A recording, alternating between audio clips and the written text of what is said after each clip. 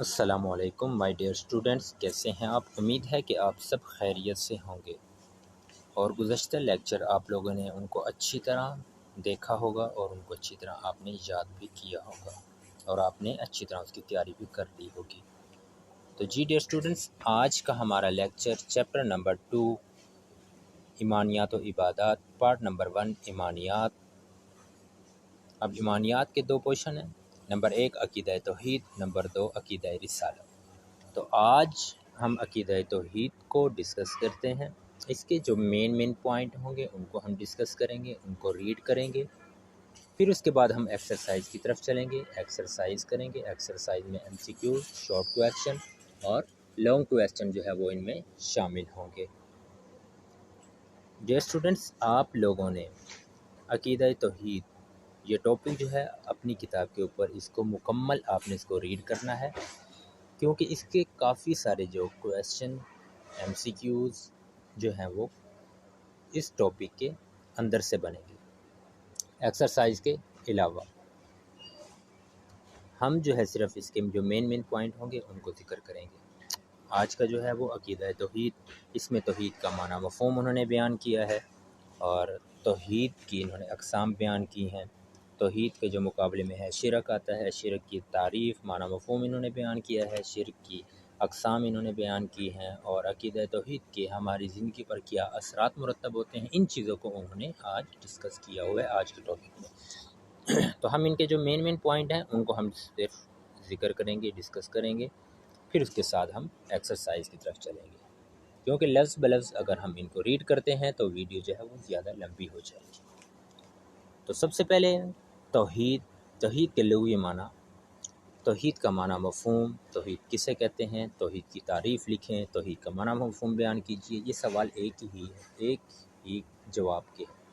سوال جو ہوتا ہے وہ مختصر طریقے سے بن سکتا ہے اور اس کا جو آنسر ہے وہ ایک ہی ہوگا۔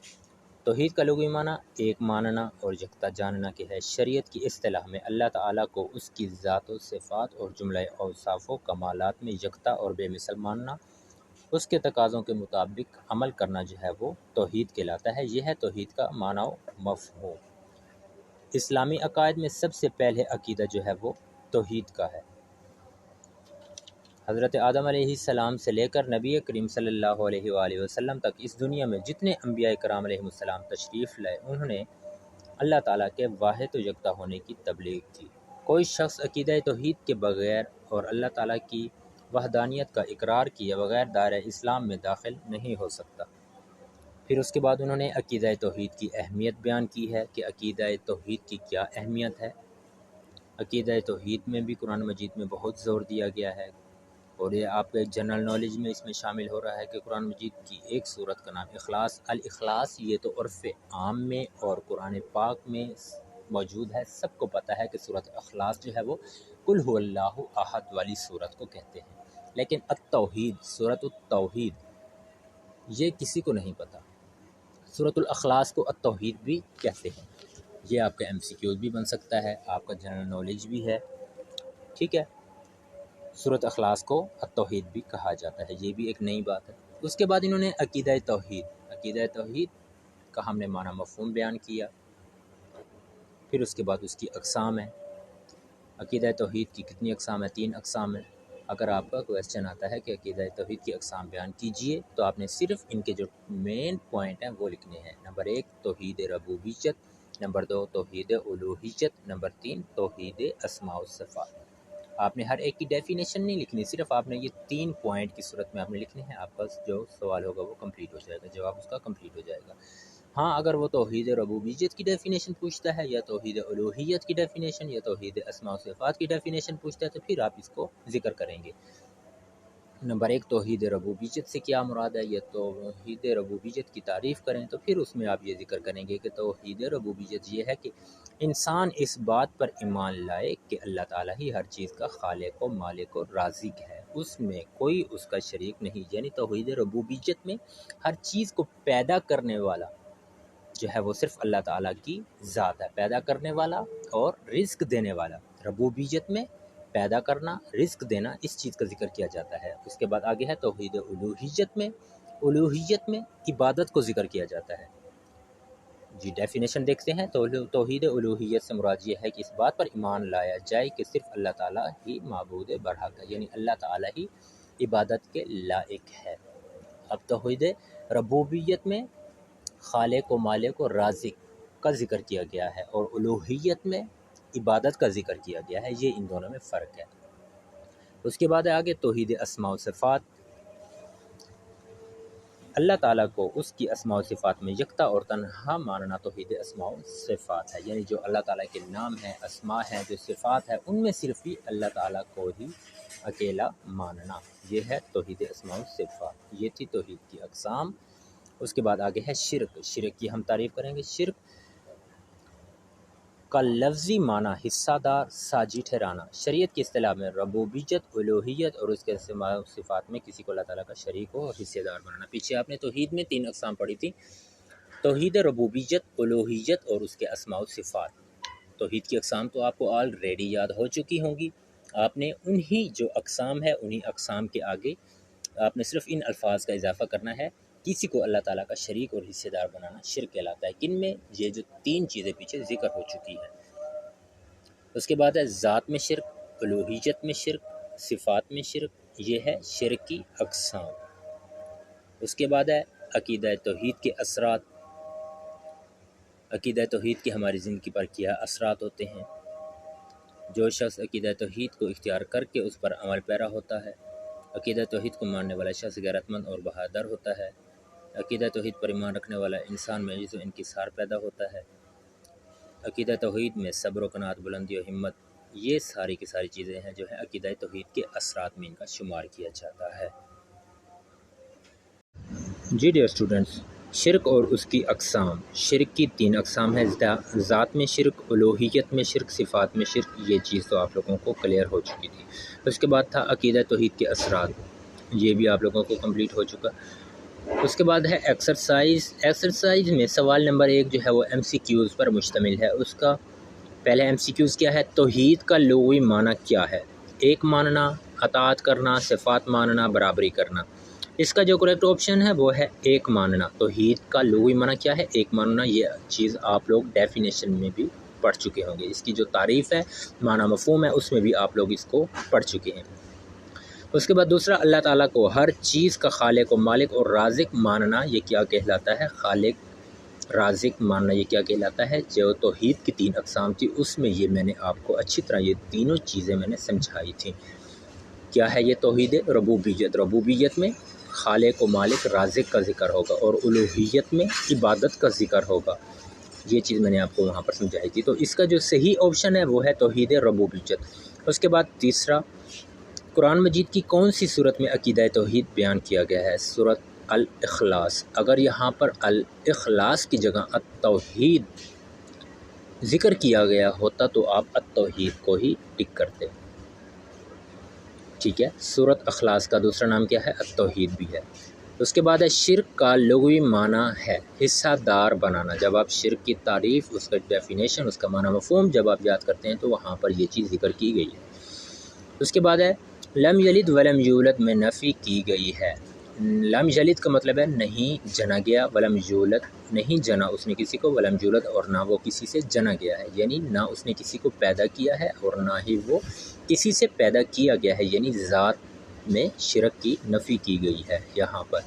یہ تھے آپ کے MCQs، 5 MCQs جو آپ کے ایکسرسائز میں ہے، لیکن کافی سارے MCQs ایسے ہیں جو آپ کے سبق سے بن رہے ہیں، جیسے سورۃ اخلاص کا دوسرا نام ہے، یا اسلام کا بنیادی عقائد میں سے پہلا عقیدہ کون سا ہے۔ تو اس طرح کافی سارے جو ہیں وہ آپ کے بنتے ہیں کہ رسولوں اور نبیوں کو کیوں بھیجا گیا، انسانوں کی رہنمائی کے لیے بھیجا گیا۔ تو اس طرح کے کافی سارے مین پوائنٹ ہے جو آپ ان کو اچھی طرح ریڈ کر کے ان کو حل کر سکتے ہیں۔ تو اس کے بعد ہے سوال نمبر 2، مختصر جواب دیں۔ آپ کا پہلا سوال کیا ہے؟ عقیدہ توحید کا معنی مفہوم بیان کیجیے۔ جی، عقیدہ توحید کا معنی مفہوم پہلی لائن ہے، آنسر نمبر 1 میں نے اوپر مینشن کر دیا ہے، اور اس کا جو آنسر ہے وہ بھی میں نے انڈر لائن کر دیا ہے۔ توحید کے لغوی معنی ایک ماننا اور یکتا جاننے کے ہے۔ شریعت کی اصطلاح میں اللہ تعالیٰ کو اس کی ذات و صفات اور جملہ اوصاف و کمالات میں یکتا اور بے مثل ماننا۔ اور اس کے تقاضوں کے مطابق عمل کرنا جو ہے یہ توحید کہلاتا ہے۔ یہ تھا توحید کا معنی مفہوم، توحید کی ڈیفینیشن، توحید کی تعریف۔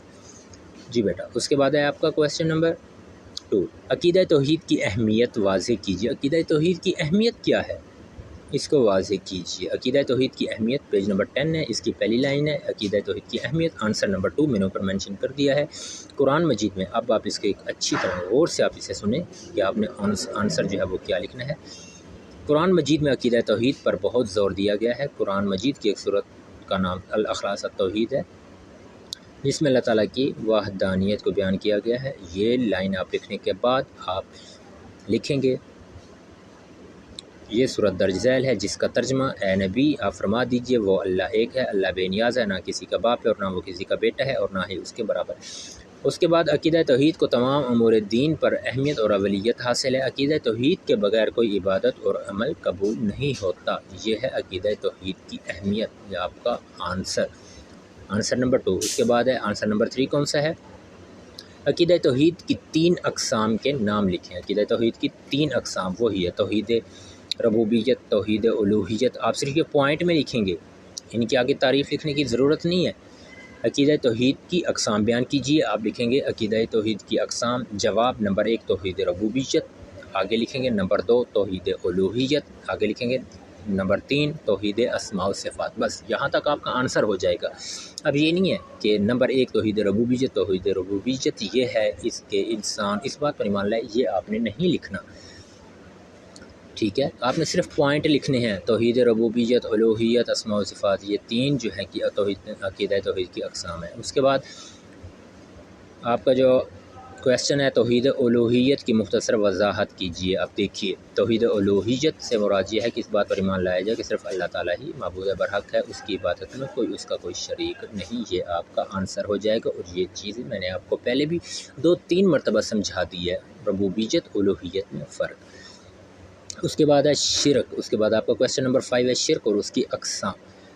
شرک کا معنی مفہوم بیان کیجیے، تو آپ نے لکھنا ہے شرک کا لفظی معنی حصہ دار اور ساجی ٹھہرانا۔ شریعت کے اصطلاح میں ربوبیت، الوہیت اور اس کے اسماء و صفات میں کسی کو اللہ تعالیٰ کا شریک حصہ دار بنانا، یہ ہے شرک کی تعریف۔ یہ تھے آپ کے شارٹ کویسچن جو ہم انڈر لائن کر چکے ہیں اور اوپر ہم نے مینشن بھی کر دیا ہے، اور آپ لوگوں کو اس میں جو مین جو پوائنٹس ہیں وہ بھی آپ لوگوں کو سمجھا دیے گئے ہیں۔ اس کے بعد چلتے ہیں ہم لانگ کویسچن کی طرف۔ لانگ کویسچن کون سا ہے ہمارا؟ نمبر 1 عقیدہ توحید کی اقسام بیان کیجیے۔ عقیدہ توحید کی اقسام بیان کیجیے۔ یہ تو آپ کے 3 سے 4 جو ہیں شارٹ کویسچن آپ کے اسی میں سے آئے ہوئے ہیں، عقیدہ توحید کی اقسام میں سے۔ یہ آپ کا لانگ سوال بن جائے گا، عقیدہ توحید کی اقسام۔ یہ لانگ اوپر میں نے مینشن کر دیا، یہ یلو کلر کے ساتھ جو میں نے انڈر لائن کیا ہوا ہے یہ سارے کا سارا لانگ، بلکہ یہ سارے کا سارا ہی لانگ ہے۔ اس میں آپ نے عقیدہ توحید کی اقسام درج ذیل ہے۔ نمبر 1 توحید ربوبیت، پھر توحید ربوبیت کی ڈیفینیشن، پھر اس کے بعد قرآن کی آیت کا ترجمہ، پھر اس کے بعد توحید الوہیت، توحید الوہیت کی ڈیفینیشن، پھر اس کے بعد قرآن کی آیت کا ترجمہ، پھر اس کے بعد توحید اسماء و صفات، اس کی ڈیفینیشن آپ نے لکھنی۔ یہ آپ کا ایک کویسچن جو ہے یہ لانگ ہو جائے گا۔ پھر اس کے بعد ہے آپ کا دوسرا سوال ہے آپ کا عقیدہ توحید کے اثرات تحریر کریں۔ عقیدہ توحید کے ہماری زندگی پر کیا اثرات مرتب ہوتے ہیں؟ اس میں جو شخص عقیدہ توحید کو اختیار کر کے اس پر عمل پیرا ہوتا ہے، یہ آپ نے سارے کا سارا جو ہے یہ ٹاپک آپ نے ذکر کرنا ہے، اور یہ آپ کا لانگ کویسچن نمبر 2 ہو جائے گا۔ تو جی ڈیئر اسٹوڈنٹس، امید ہے کہ آپ لوگوں کو آج کا یہ لیکچر ایمانیات، اس میں توحید، شرک اچھی طرح سمجھ آ چکا ہوگا، اور آپ لوگوں نے اس کو انڈر لائن بھی کر لیا ہوگا۔ ملتے ہیں نیکسٹ ویڈیو میں نیکسٹ لیکچر کے ساتھ۔ اللہ حافظ۔